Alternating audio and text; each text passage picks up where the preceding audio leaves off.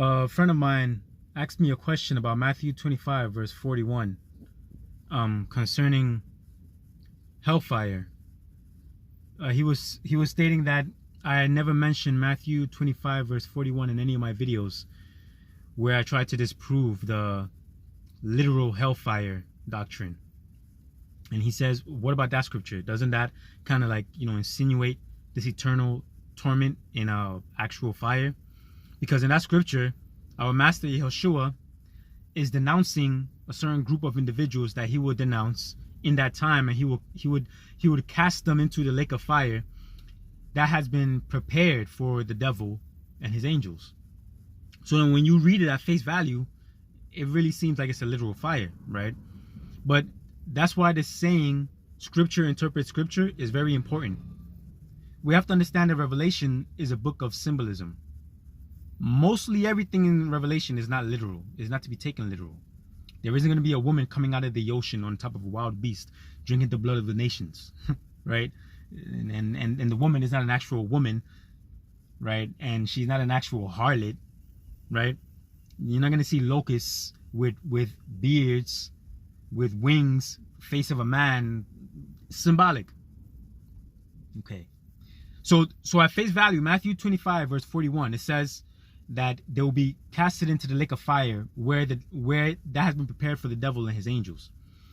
But in the book of Revelation, we read that this same fire is the same fire that death and hell will be casted into. It says that both hell and death itself were casted into the lake of fire where the devil and the false prophets are. If the lake of fire that Yeshua is going to cast these wicked people into that have been prepared for the devil and his demons, if that lake of fire is going to have death thrown into it and hell literally thrown into it, then is that lake of fire literal? Can someone actually hold death and cast it into a lake of fire? So if that lake of fire is not literal, then what does it represent, that fire? What happens when you put something into fire? It's completely destroyed. That's what God said. God says in Jeremiah, the soul that is sinning, it itself will die. Yehoshua said, fear not the ones who can kill the body but can't kill the soul. Fear him who can destroy. The word he used was destroy, not keep alive and torment. He said, but fear him who can destroy both body and soul in Gehenna.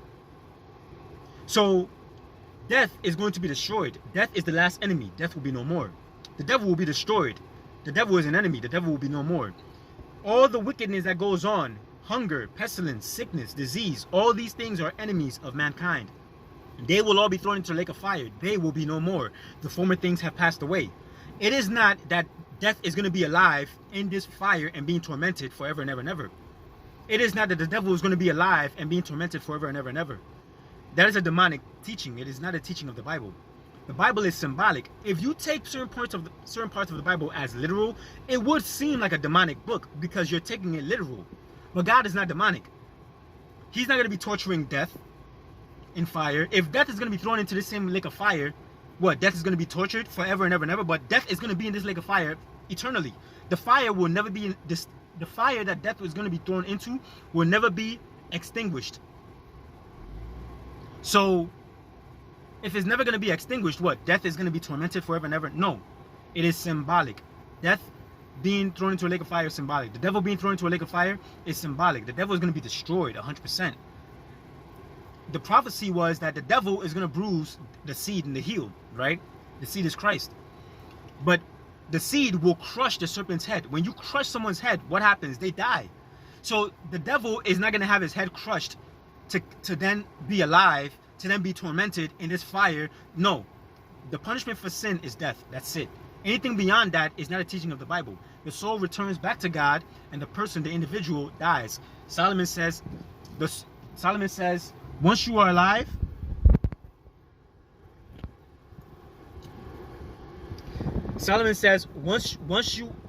once a man dies, his thoughts perish. If your thoughts perish, what are you using to feel this anguish of, torture that people try to teach?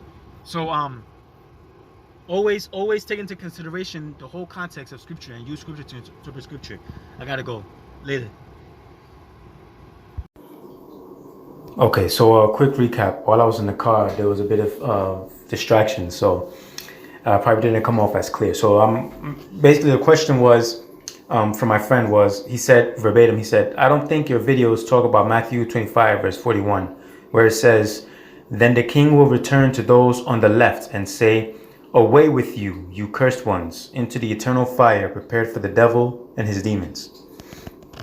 So my answer was, if the eternal fire prepared for the devil and his angels is the same fire that both hell and death will be thrown into, which it is the same fire that death and hell will be thrown into, then is that fire literal or symbolic?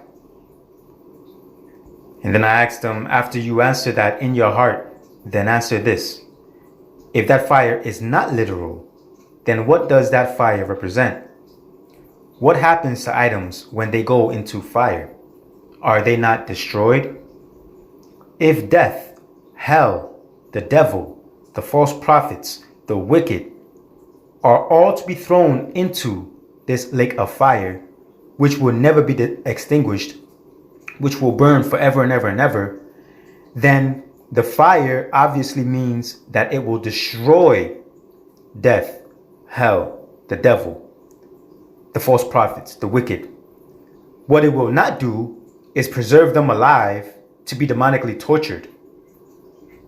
Or when God told Adam that from dust you were made, to dust you will return, he never told Adam about some life after death where he will be punished for all eternity. So this is pure symbolism. Wicked men will not be literally tortured, just as much as death cannot be literally tortured. So do you see the problem with the word torture? The problem is within the translation of the word that John used, which has now been translated into torture. The correct word that John used is similar to the word in English as jail, or being arrested, or being in a state of suspense or inactivity, which can be translated as torture or torment. But the problem with using a word such as torture or torment and not a word such as jail or a state of inactivity is that the word torture or torment gives the impression that the person is actually alive to be tortured. But that is the worst word you can use, because death cannot be tortured, right? Hell cannot be tortured. So, but death can be arrested. Death can be in jail. If death is in jail, then death cannot come out to affect mankind. If sickness, pestilence, disease is in jail, they cannot come out to affect mankind anymore.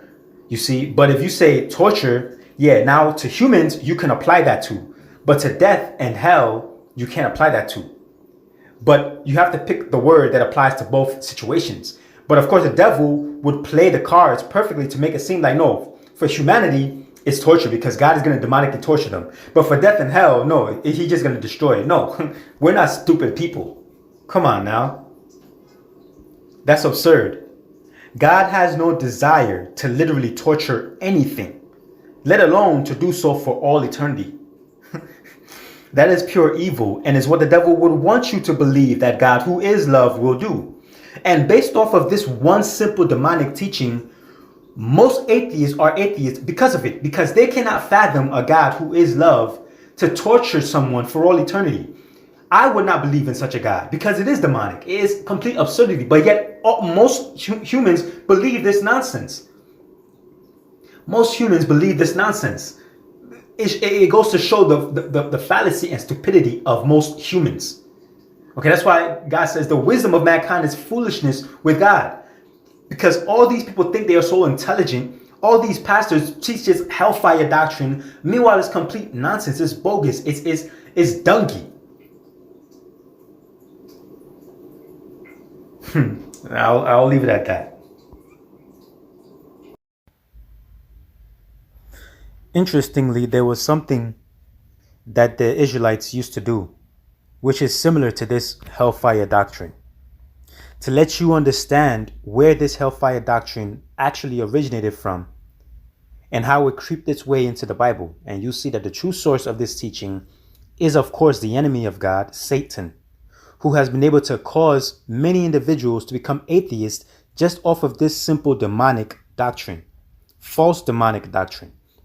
What the ancient Israelites would do was they would sacrifice to Molech and to Baal, and they will burn their children in the fire as a sacrifice to them.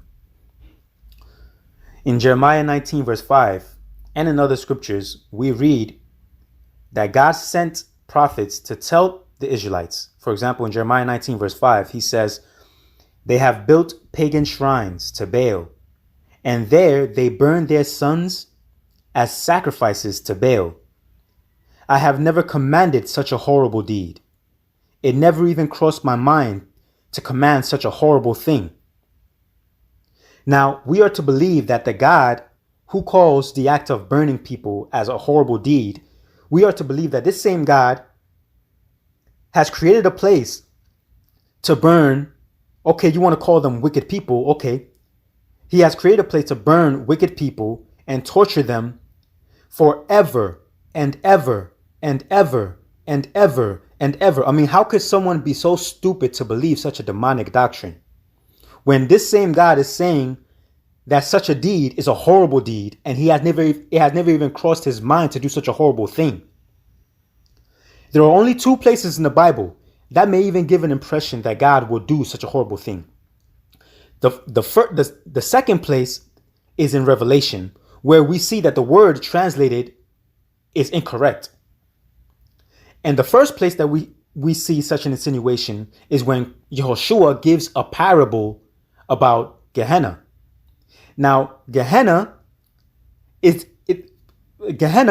has been changed into Gehenna. Before it was called Gehenna, that place where Gehenna was a burial place where they kept sulfur and fire there to burn garbage, the garbage of the city. Sometimes they would throw the bodies of dead criminals who did not deserve a proper burial. That place that is now called Gehenna when Christ was on the scene is the same place where they would burn their sons and daughters as sacrifices to Baal and Molech.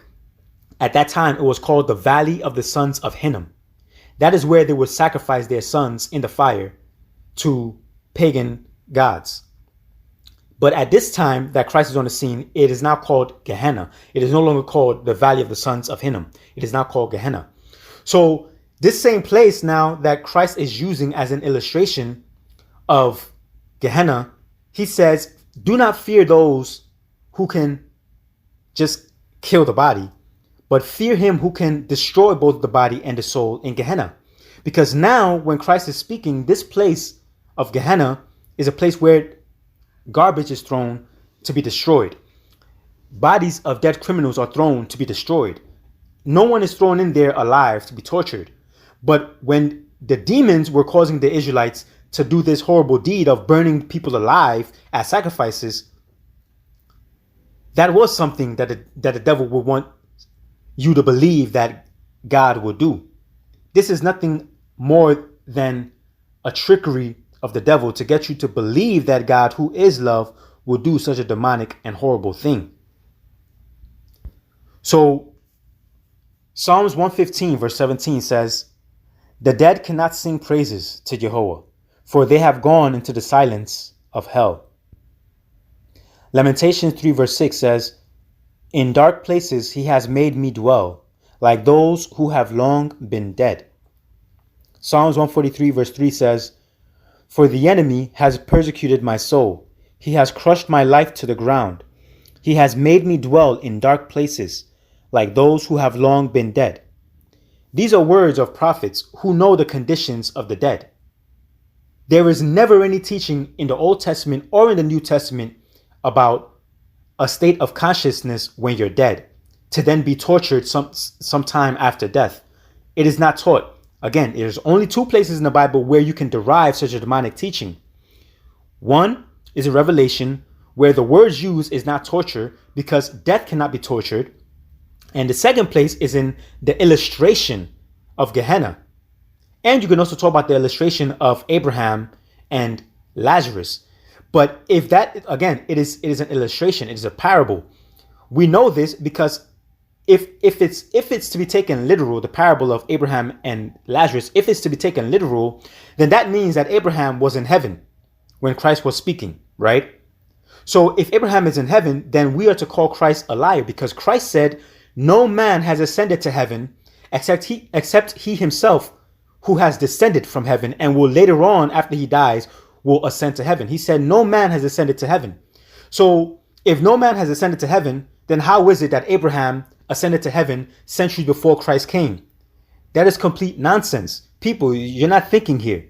No man has ever gone to heaven. So if Christ is speaking about Abraham and Lazarus, this is a parable. It is an illustration. It is not literal. Just as much as death cannot literally be thrown into a fiery place. And if hell is a place of fire, then why is fire, if hell is a place of fire, then why will hell be thrown into a place of fire? Because hell and death will be thrown into fire. And wicked people will be thrown into this lake of fire. And the devil will be thrown into this lake of fire. But this is symbolic. But the devil will want you to believe that this is literal, so that it would distort your image of the God of the Bible. And you would think that he would do such a demonic deed. Other scriptures talk about the condition of the dead. Psalms 146 verse 4 says, his spirit departs from him. Speaking about the time when you die. His spirit departs from him. He returns to the ground. In that very day, his thoughts perish. If your thoughts perish, how are you conscious to know that you're being tormented? Okay. So again, torment will be the worst word you can use. The correct word would be that he is in jail. He cannot live. He's in a state of inactivity. He's in the state of where he was before he was born, basically. Ecclesiastes 9 verse 5 says, for the living know that they will die, but the dead do not know anything, nor have they any longer a reward, for their memory is lost. Ecclesiastes 9 verse 10 says, whatever your hand finds to do, do with all your power while you are alive. For there is no activity, nor planning, nor knowledge, nor thought, nor wisdom in hell, the place that you are going. So again, the Bible clearly teaches that when a person dies, they are dead. They are not alive and being tortured demonically in fire by God, who is love. But the enemy of God will definitely want you to believe that God, who is love, will do such a demonic thing. And God said he has never commanded such a horrible deed, and such a horrible thing has never even come into his mind to do such a terrible thing. So again, do not be stupid. Do not be naive. Read the Bible. Understand which parts of it are symbolic and understand which parts of it are literal.